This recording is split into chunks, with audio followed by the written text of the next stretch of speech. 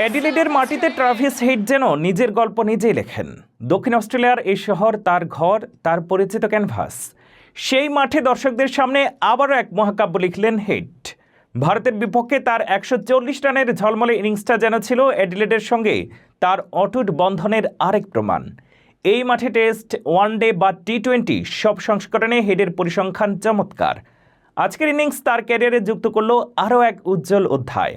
ভারতের দেওয়া 180 রানের জবাবে অস্ট্রেলিয়ার শুরুটা হয়েছিল বেশ ধীরে সুস্থে। শুরুর দিকে দ্রুত উইকেট হারানোর পর যখন ব্যাট হাতে এলেন ট্রাভিস হেড, দল তখন সংকটে। সেই পরিস্থিতিতে যেন এক নির্ভীক শিল্পীর মতো ব্যাটিং শুরু করেন হেড। মিচেল স্টার্ক কিংবা স্কট বোলান্ড নয়, এই ইনিংসের প্রধান আলোচনার কেন্দ্রবিন্দু হয়ে গেলেন তিনি।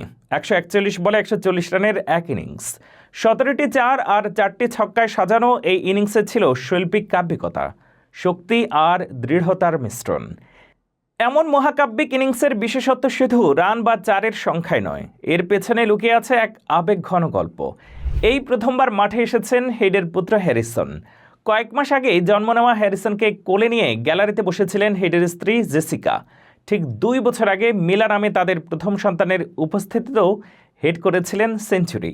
আজ হ্যারিসনের জন্য বাবার এই দুর্দান্ত ইনিংস যেন তার জীবনের আরেক সৌভাগ্যের প্রতীক হয়ে রইল। মোহাম্মদ সিরাজের বলে বোল্ড হয়ে যখন ফিরছিলেন হেড, তখন এক অদ্ভুত মুহূর্ত দেখা গেল।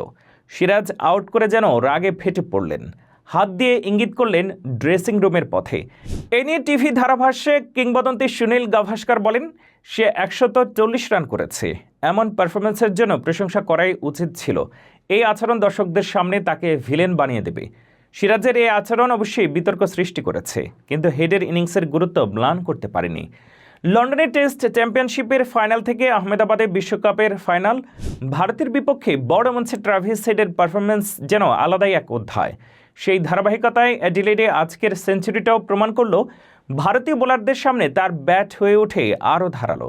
ট্রাভিস হেড শুধু রান করেন না, তিনি মুহূর্ত তৈরি করেন।